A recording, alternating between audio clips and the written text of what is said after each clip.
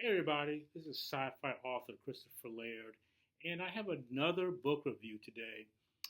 Today we're going to do the sci-fi novel Willful Child by Steven Erikson.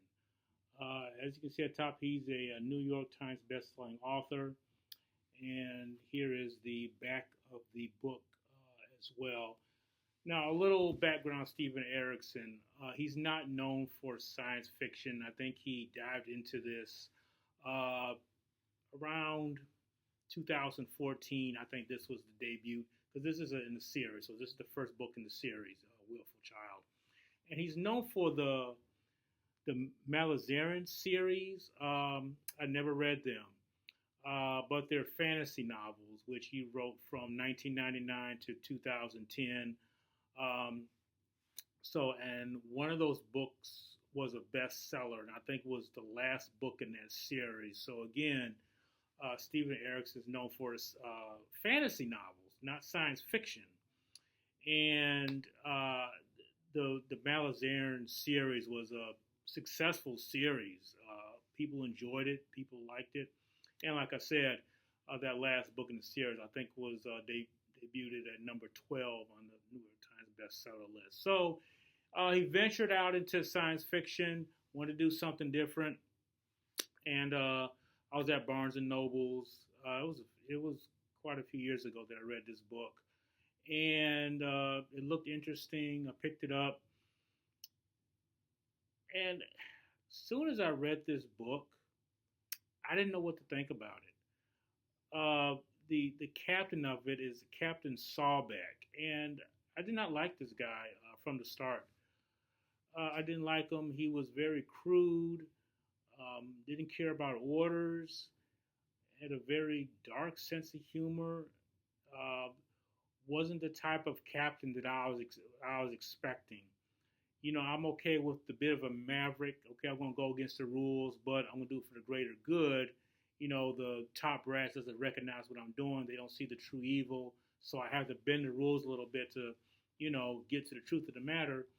Not Captain Sawback. He just seemed just not to care about anything. He just cared about himself. He was a narcissist. He was arrogant. Totally against what a captain should be. And he was just reckless. He was just reckless. And I'm reading the story hoping for some glimmer of light in his character. Hopefully, there was some moral compass somewhere. Maybe he was being this way to achieve a greater goal. Maybe there was, and maybe somewhere down the line, as I'm reading, he would be enlightened and say, "Oh, wow, maybe I should change my ways." And I don't want to ruin the premise of the story. I don't ruin too much for the story for you guys. If you guys do want to read this novel, I will let you, find out for yourself. But I was very taken aback by this captain. And Willful Child is more so, also, it's more of a smack in the face of traditional science fiction.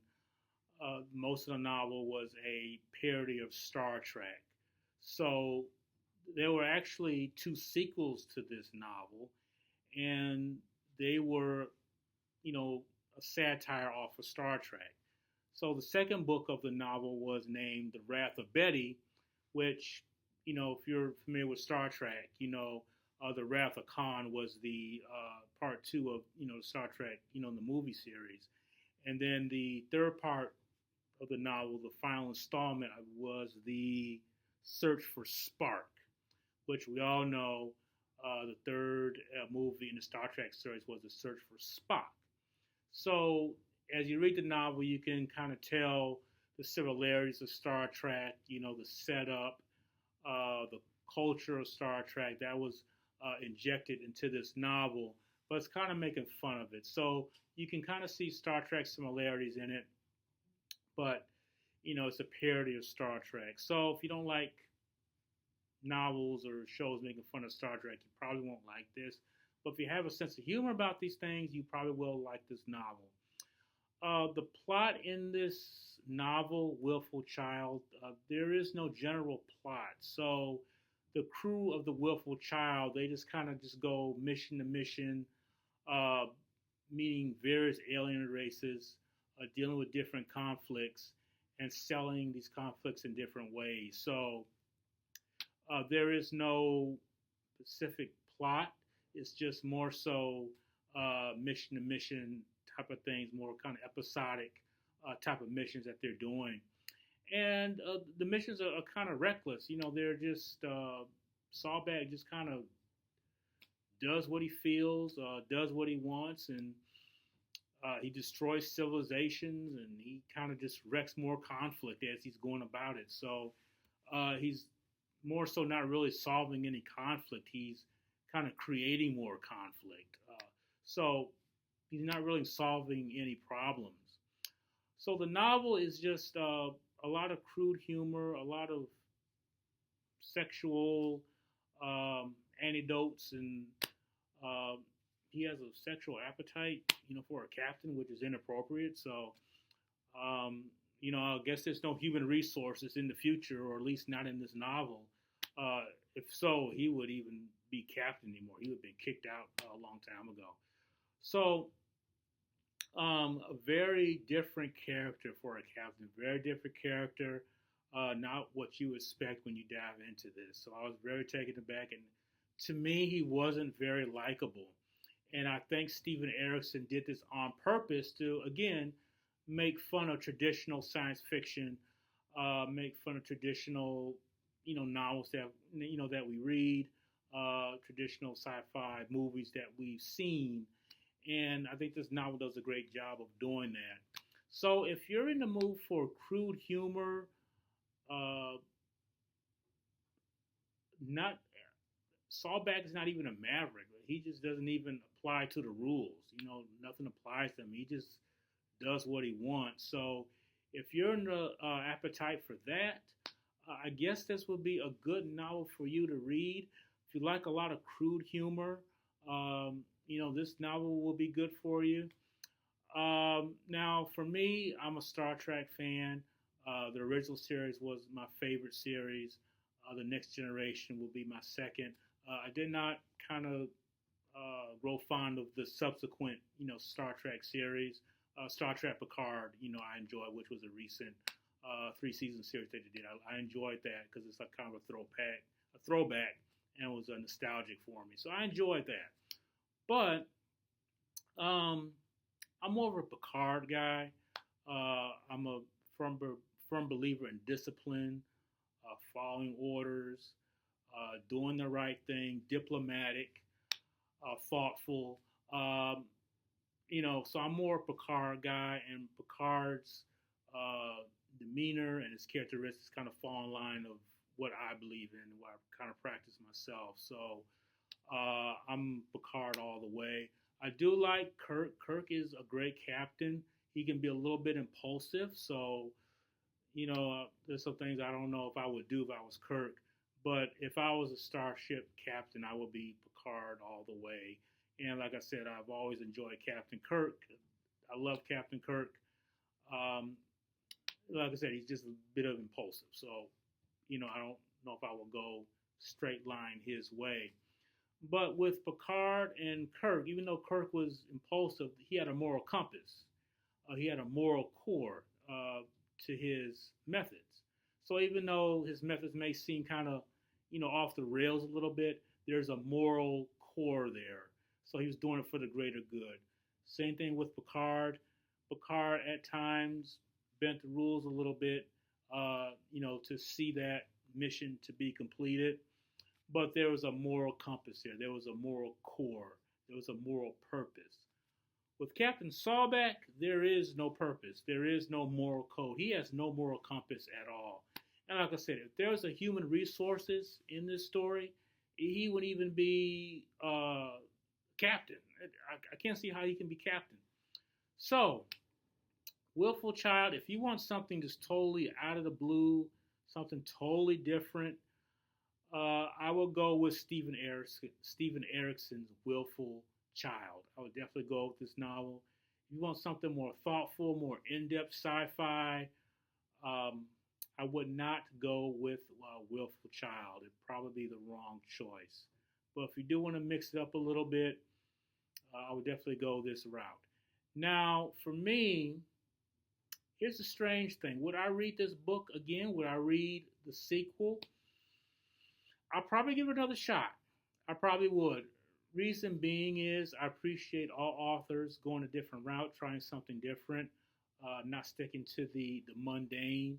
So I will credit that novel for doing that, going outside. I hate platitudes, so I hate saying going outside of the box, but that's what Erikson did with this novel. So I would read it again, not for the captain, because I could not stand the captain. So if I read part two, and if I could just bear the attitude of the captain, the crew had a moral compass. So the crew wasn't, as crazy as he was. So that kind of grounded me a little bit. That kind of grounded the missions a bit. But they had to follow his orders. He was the captain. So, whatever he said had to go. So the crew wasn't, this crazy bunch that had no moral compass. They were kind of off the rails themselves. They're kind of like the Motley Crue type of,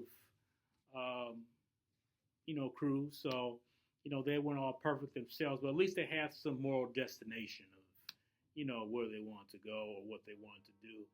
And they could kind of distinguish what was right and wrong. So they knew that. But Sawback just really didn't care. He's like, hey, nobody's out here policing us. Hey, let's just get this done. And, we should be fine.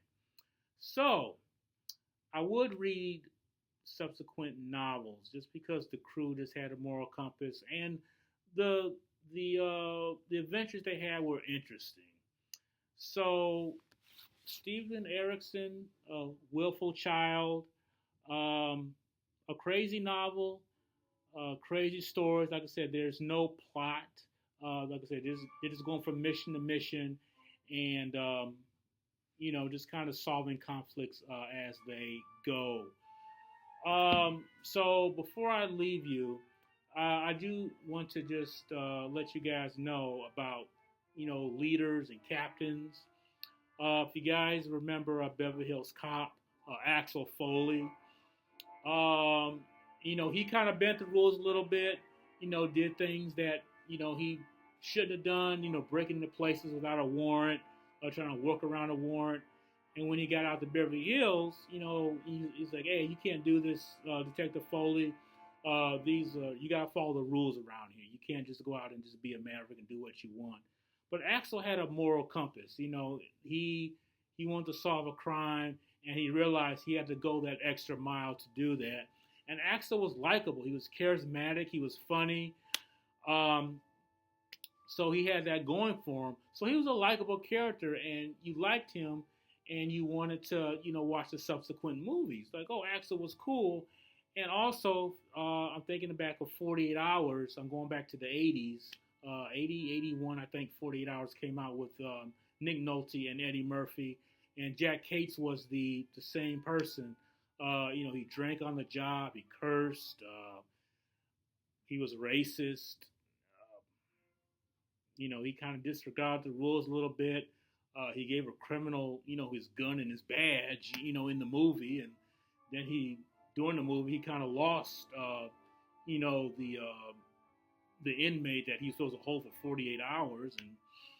But Jack Cakes was likable because even if he did all these awful things in the movie, he was more so like his partner, Reggie Hammond, who, coincidence, was played by Eddie Murphy. Jack Case was very likable, and even though he kind of bent the rules, like bent it to the point they were going to break, you did enjoy his character. He wasn't boring. He was interesting. And at the end of the movie, they became friends and they solved the crime. But you saw that Jack Cates had a moral compass. He wanted to do the right thing, and he realized he had to go that extra mile to kind of do that. So so Jack Case was a likable character. Axel Foley was a likable character because they had a moral ground.